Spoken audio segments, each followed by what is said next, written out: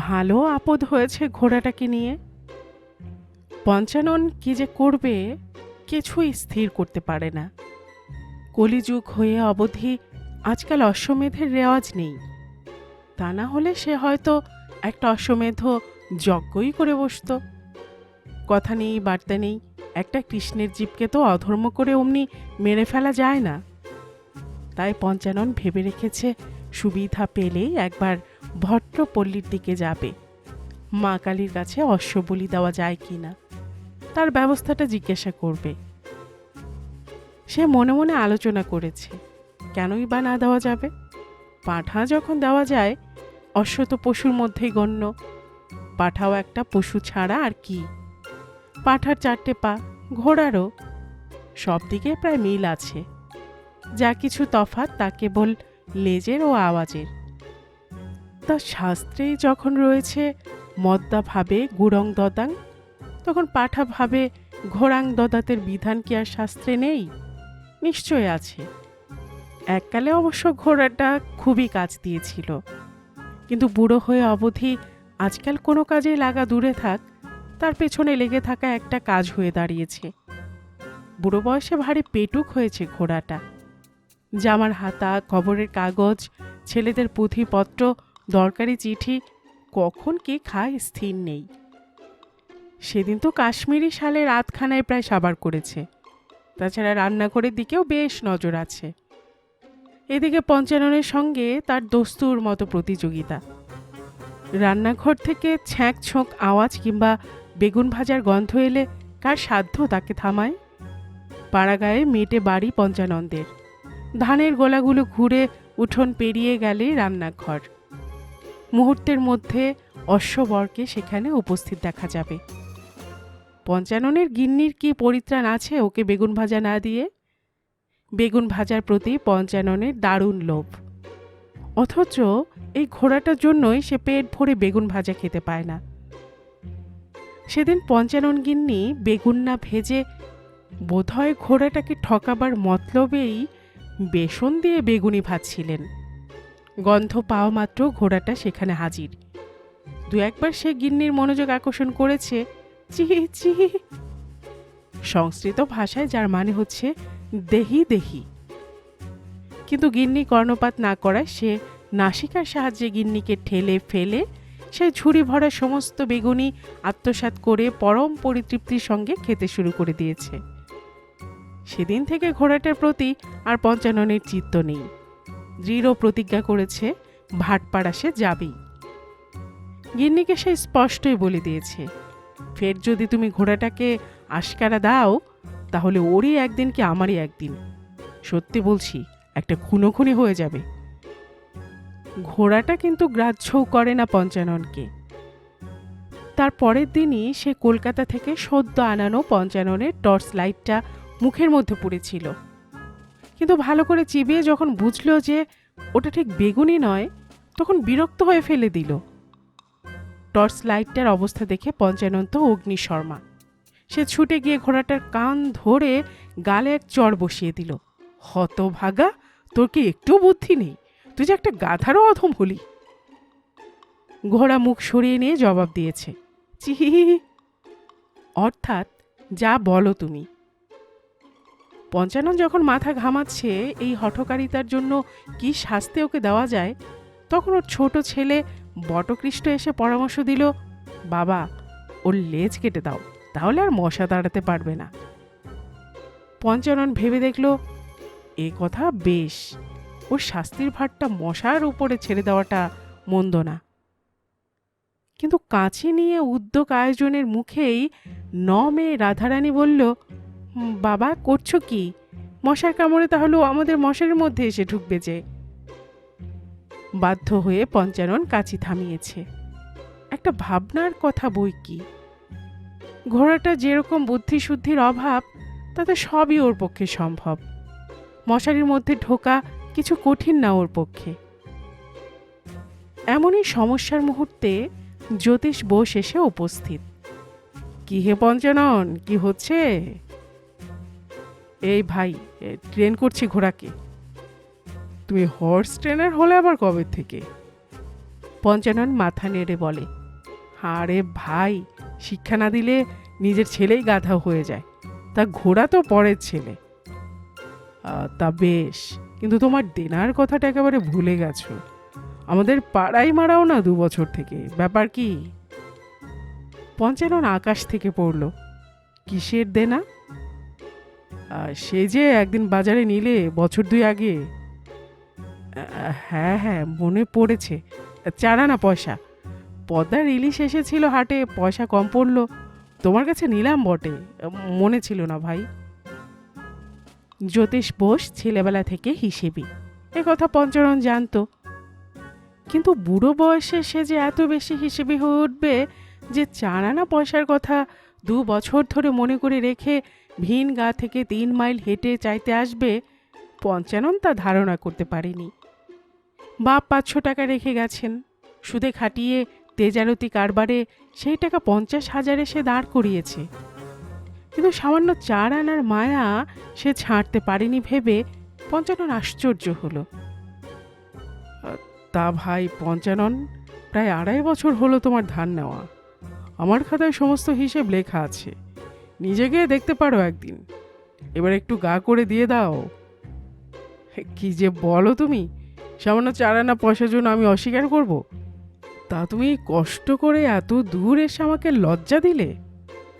রাধু, তোর মার কাছ থেকে 4 আনা নিয়ে আয় তো, আর বলগে তোর জ্যোতিষ কাকার জন্য বেগুনি ভাজতে, বেগুনি দিয়ে তেল মেখে মুড়ি খেতে বেশ হে, তার সঙ্গে কাঁচা লঙ্কা।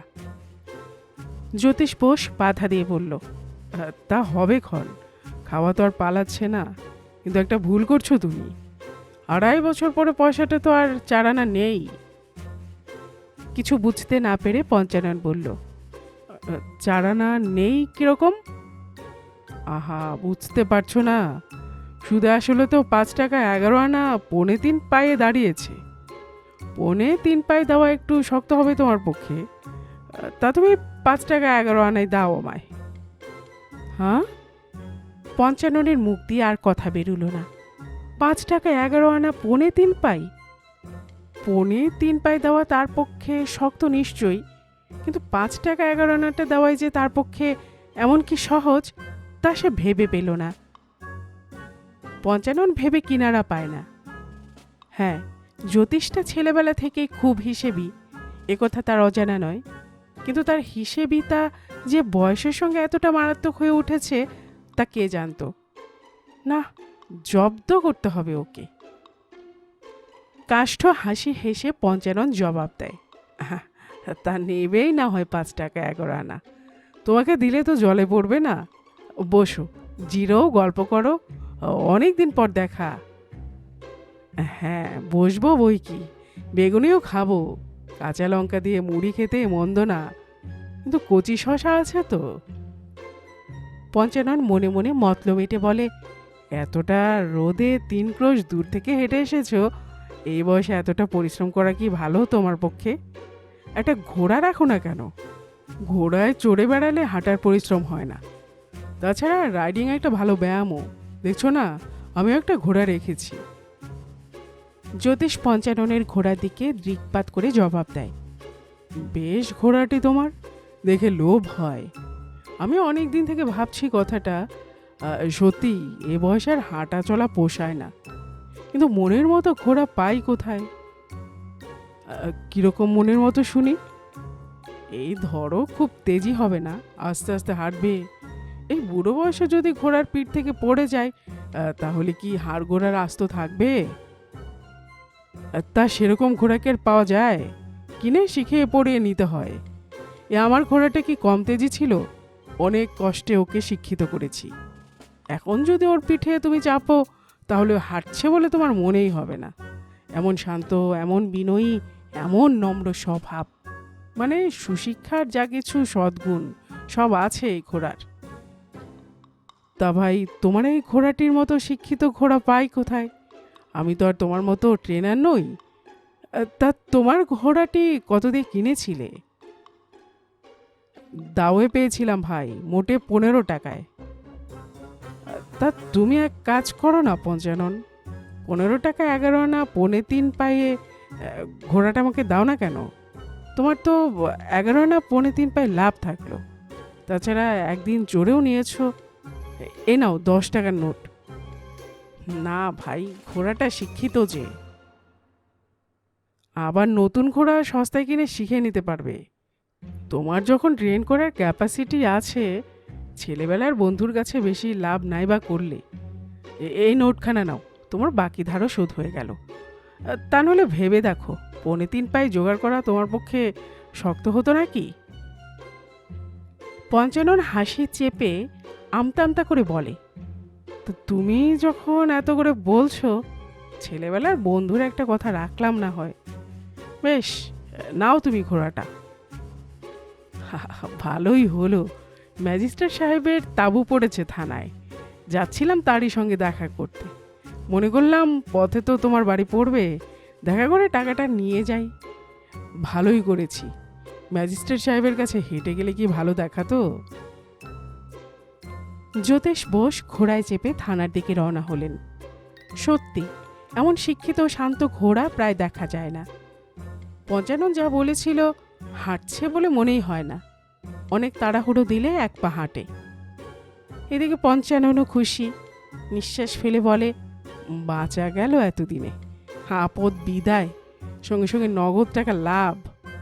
অশ্বমেধ করতে যাচ্ছিলাম, তা জ্যোতিষ বোসকে দেওয়া যা অশ্বমেধ করাও তাই। সঙ্গে সঙ্গে নগদ টাকা লাভ। এদিকে পঞ্চাননও খুশি, নিঃশ্বাস ফেলে বলে, বাঁচা গেল এতদিনে। আপদ বিদায়, সঙ্গে সঙ্গে নগদ টাকা লাভ। অশ্বমেধ করতে যাচ্ছিলাম, তা জ্যোতিষ বোসকে দেওয়াও যা অশ্বমেধ করাও তা। 3.25 পাই দেওয়া বেজায় শক্ত হতো। কেবল গিন্নি একটু দুঃখিত। তিনি মত প্রকাশ করেছেন, খেতে পেত না বেচারা, তাই ওরকম ছো ছো করতো। ঘোড়ায় দানা খায়, ছোলা খায়, কত কি খায়, সেসবও কখনো চোখেও দেখেনি। টর্চ খাবে, বেগুনি খেতে চাইবে, তা ওর দোষ কি? কথায় বলে পেটের জ্বালা। পঞ্চানন বলল, তাহলে ঘোড়াটার ভাগ্য বলতে হবে। জ্যোতিষটা বড় লোক, সুখে থাকবে ওদের বাড়ি। আমরা গরিব মানুষ, নিজেদেরই দানা পাই না, কোথায় পাবো ঘোড়ার দানা? হেঁটে গেলে যতক্ষণে থানায় পৌঁছানো যেত, তার 3 গুণ সময় লাগলো জ্যোতিষ বোসের ঘোড়ায় চেপে যেতে। কিন্তু জ্যোতিষ ভারী খুশি। এতখানি রাস্তা তিনি অশ্বরোহণে এসেছেন, কিন্তু একবারও পড়ে যাননি। কেবল ওঠার আর নামার সময় যা একটু কষ্ট হয়েছে। ওঠার সময় তিনি টুলে দাঁড়িয়ে চেপেছিলেন, কিন্তু নামবার সময় তিনি অনেক চেষ্টা করলেন যাতে ঘোড়াটা হামাগুড়ি দিয়ে বসে পড়ে আর তার পক্ষে নামাটা সহজ হয়। কিন্তু ঘোড়াটা ঠায় দাঁড়িয়ে রইল, একটু কাত হলো না পর্যন্ত। তার আশা ছিল শিক্ষিত ঘোড়া তার অনুরোধ রক্ষা করবে, কিন্তু ঘোড়াটা না বুঝল তার ইঙ্গিত, না কান দিল তার সাধ্য সাধনায়। বাধ্য হয়ে তাকে অনেকটা প্রাণের মায়া ছেড়েই লাফিয়ে নামতে হলো। কিন্তু সুখের বিষয়, তার হাড় গোড় ভাঙেনি, কিংবা তিনি একটুও জখম হননি। ম্যাজিস্ট্রেট সাহেবের সঙ্গে জ্যোতিষ বোসের আগে থেকে আলাপ ছিল। জ্যোতিষ সেলাম ঠুকতেই তিনি, হ্যালো মিস্টার বোস বলে তাকে অভ্যর্থনা করে ভেতরে নিয়ে গেলেন। ঘোড়াটাকে আস্তা বলে নিয়ে গিয়ে দানা দেওয়ার হুকুম হলো আটদালির উপর। ম্যাজিস্ট্রেট সাহেব ও জ্যোতিষ বোস আলাপ করছেন, এমন সময়ে আস্তাবল থেকে এক বিরাট আওয়াজ এলো, চ্যা!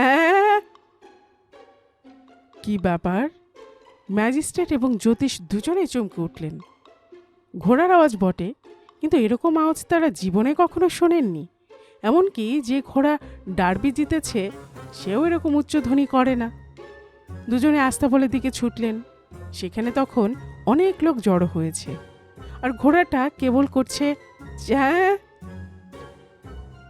ঘোড়ার সামনে 2 বালতি ভরে ছোলা আর দানা সাজানো রয়েছে, কিন্তু ঘোড়াটা ওসব স্পর্শও করেনি। সে বোধহয় তার এতখানি সৌভাগ্য বিশ্বাস করতে পারছে না। সে একবার করে বালতির দিকে তাকাচ্ছে, আর তার ভেতর থেকে অট্টহাস্য ঠেলে উঠছে, চ্যা। কি করে ওর অট্টহাস্য থামানো যাবে, সবাই দারুণ ভাবনায় পড়ল। ঘোড়ার হাসি থামানো কি সহজ ব্যাপার? কিন্তু বেশিক্ষণ মাথা ঘামাতে হলো না কাউকে। হাসতে হাসতে ঘোড়াটা মারা গেল। স্টোরি গল্প চ্যানেলে এতক্ষণ আপনারা শুনছিলেন শিবরাম চক্রবর্তীর লেখা একটি গল্প পঞ্চাননের অশ্বমেধ।